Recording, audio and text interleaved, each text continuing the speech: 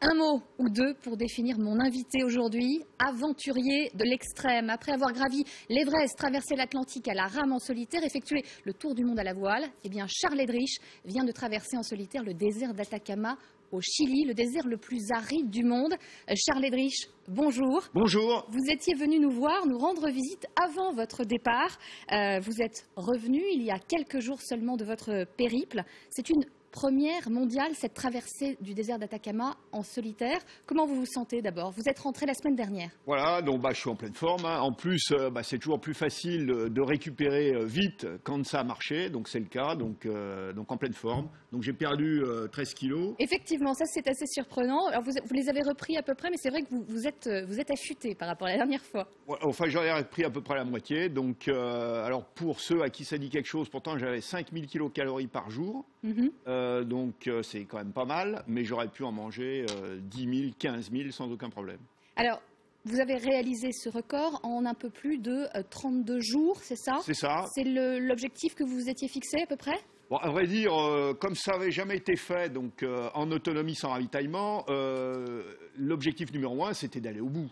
Après, que je mette 30 jours, 32 ou 50, c'était vraiment un petit peu secondaire.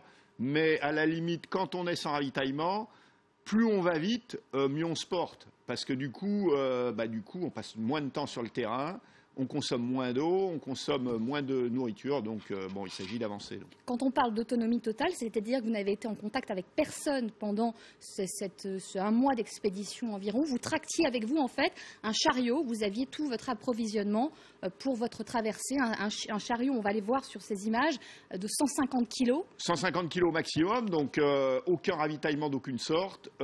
Quelques points d'eau naturels. On voit là sur ces images, effectivement, que vous tractiez. Donc, en plus de la marche, de la chaleur, vous aviez ça dans le dos. C'est quand même assez impressionnant. Le défi physique est intense, hein. Disons très très très physique. Hein. Donc en plus, moi donc le désert je connaissais à travers les rallye raids, hein, le Dakar notamment en moto, mais j'avais jamais fait d'expédition à pied. Et pour moi un désert c'était plutôt plat. Le désert de l'Atacama pas du tout. Vous avez découvert un paysage inconnu et des zones que vous n'imaginiez pas. Ah non, magnifique, extraordinaire. Donc c'est le ciel, c'est un des ciels les plus purs du monde. Les étoiles, c'est absolument fantastique, extrêmement varié. Et puis très accidenté, donc souvent à 2000, 3000 ou 4000 mètres d'altitude. Et puis des canyons. De temps en temps, 20 km dans lesquels il faut absolument descendre et remonter en face. Donc évidemment, avec le chariot, très compliqué. Quand on parle de désert le plus aride du monde, on parle de quelle température au plus haut niveau? Alors, au début, probablement des 50 degrés. J'ai tâtonné un peu au début, mais après, j'avais le rythme suivant. Donc, je me levais à 2 heures du matin à peu près. Donc j'étais en mouvement jusqu'à midi. Marcher à la fraîche finalement, marcher voilà. aux heures les plus fraîches de la journée. Voilà, il fait probablement aux alentours de 0 ou quelques degrés au-dessus de 0. Donc pour marcher, c'est parfait. Par contre, je m'arrêtais tous les jours, systématiquement, grosso modo, entre midi et 4 heures de l'après-midi. Alors, pour l'eau, pour le quotidien, comment vous avez fait justement? Il y a eu un oasis dans votre parcours, un seul, où vous avez pu vous ravitailler en eau. Ça a été suffisant? Oui, alors donc sachant qu'il y a eu des inondations terribles, alors ça paraît complètement dingue, dans le désert le plus aride du monde, mais sur la fin du parcours, il y a eu des inondations exceptionnelles et tragiques, parce qu'il y a eu des tas de morts. Hein, donc avec des coulées de boue, effectivement, on a vu ces images effectivement dans l'actualité. Terrible. Hein, la ville, le point où j'arrive, Copiapó, donc la semaine dernière, était complètement encore, plusieurs semaines après, complètement sinistrée. Donc avec de la boue séchée dans les rues, dégagée par les tractopelles. Mais alors du coup, ça m'a compliqué le parcours, parce qu'il y avait des endroits, même à pied, strictement impossibles de passer. Mais en même temps, ça m'a permis, il y avait encore des poches d'eau, des flaques, donc dans lesquels, enfin des espèces, oui, des flaques d'eau dans lesquelles j'ai pu récupérer de l'eau sur les 300 derniers kilomètres. Vous aviez un système de purification de l'eau dans votre tractage, justement, voilà, qui vous permettait de vous contenter. On avait parlé d'un système qui fait sourire parce que vous aviez mis au point, effectivement, quelque chose pour purifier votre urine. voilà. Si vous étiez trouvé en manque d'eau, vous n'en avez pas eu besoin. Non, alors j'avais pas eu besoin, d'une part, donc à cause de ces inondations, si on peut dire, ou grâce à ces inondations, et puis j'ai consommé un peu moins d'eau que prévu. Alors au départ, parce que j'avais pas d'expérience, donc à pied, naturellement, j'étais parti avec l'idée d'un certain nombre de litres par jour. C'est la logique. Bien sûr. Puis très vite, j'ai basculé sur le fait que ça n'avait pas de sens, parce que si je bouge pas, les kilomètres se font pas. Donc je suis parti sur, comme une voiture ou un camion, sur une consommation aux 100 km. Donc je suis arrivé au départ à consommer... Pour réguler votre consommation Et puis pour bien mesurer, comme le but, il faut avancer, pour bien mesurer, disons, où j'en étais.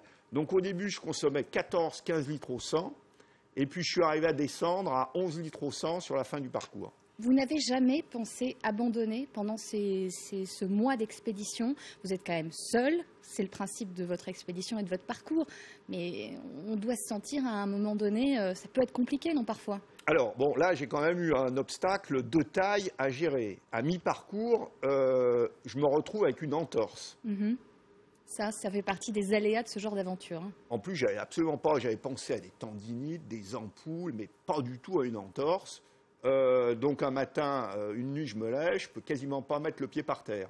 Donc tout de suite, comment gérer le problème? J'ai deux options. La première, je regarde mes vivres et je peux m'arrêter, j'estime, 4-5 jours.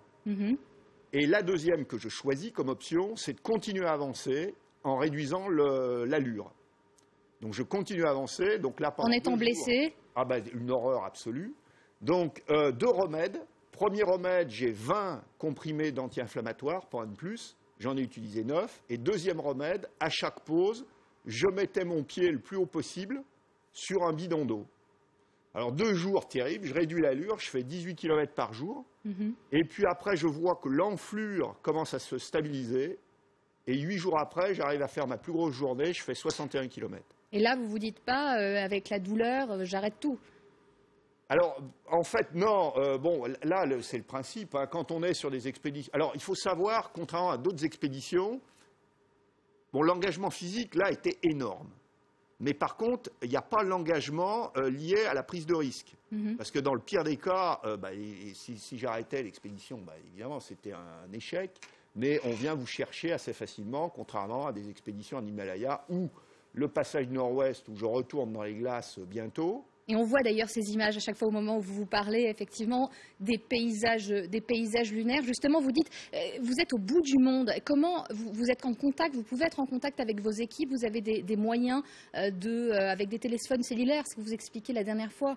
Oui, alors effectivement, aujourd'hui, les téléphones par satellite, sous réserve d'avoir un panneau solaire qui marche, on arrive à être en contact aussi bien qu'avec un téléphone mobile partout dans le monde. Donc, et dans ce désert, enfin dans tous les déserts du monde d'ailleurs, on peut aller vous chercher sans trop de problèmes. Donc voilà, donc là, l'obstacle, il fallait le franchir. Et donc après, c'était quand même d'un point de vue... Alors on est donc mobilisé à 100%. Et évidemment, on va dire pression maximum, parce que si l'expédition s'arrête, c'est désastreux, quoi. Enfin, bien sûr, j'imagine. C'est un défi sur lequel vous comptiez énormément. Il n'y a pas trop d'inquiétude de la part de votre famille? Je pense à votre femme, à votre épouse, à vos enfants. On part comme ça à l'aventure sans trop savoir ce qui peut se passer. Ça s'est bien passé. Alors, est-ce que vous n'avez pas trop de pression de la part de votre épouse, par exemple? Alors, mes enfants, non. Quand on leur demande, en général, ils disent non, pour nous, c'est normal. Nous, on l'a toujours vu à droite, à gauche et sur des expéditions variées et diverses. Ma femme, il faudrait lui demander, mais c'est un peu différent. Mais par contre, maintenant, elle sait quand le risque est vraiment présent.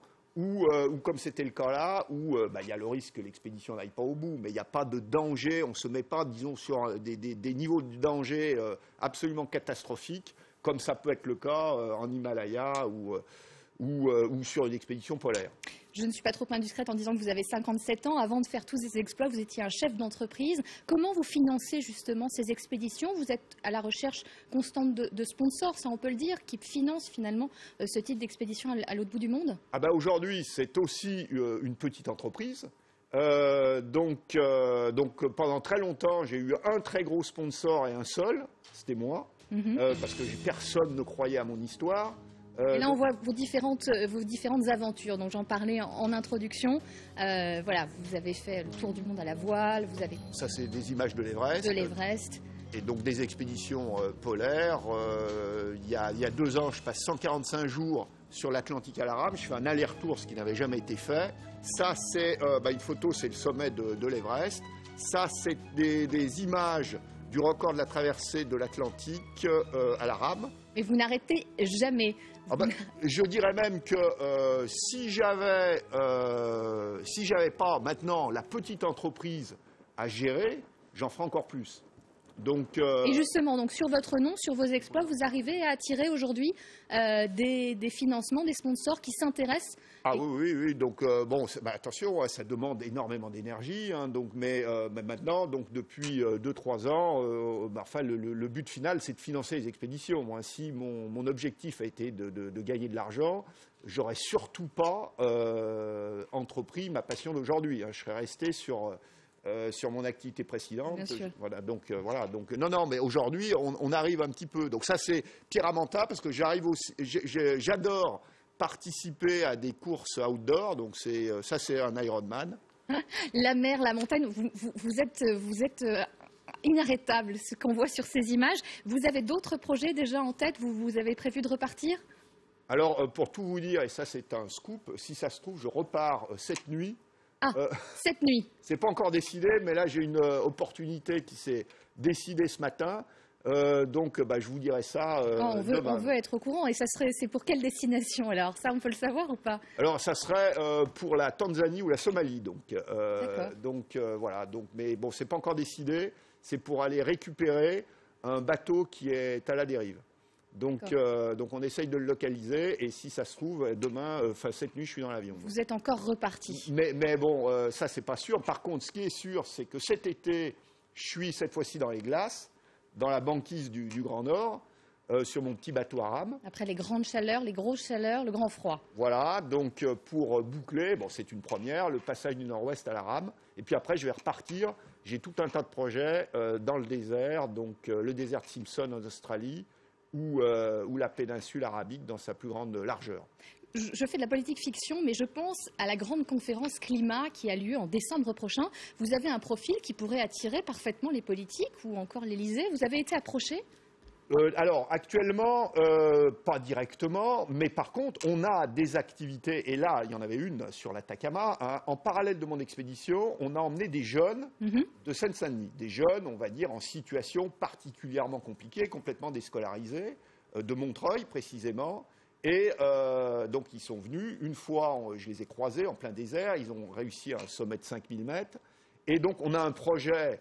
Donc c'est avec un gros volet développement durable et donc on sera présent avec ces jeunes sur la conférence climat. D'accord, ah oui, effectivement. Voilà. Donc là, vous serez en décembre, votre témoignage, vous apporterez votre pierre à l'édifice, raconter ce périple-là avec ces jeunes, des jeunes de Montreuil d'ailleurs. Des jeunes de Montreuil. En difficulté.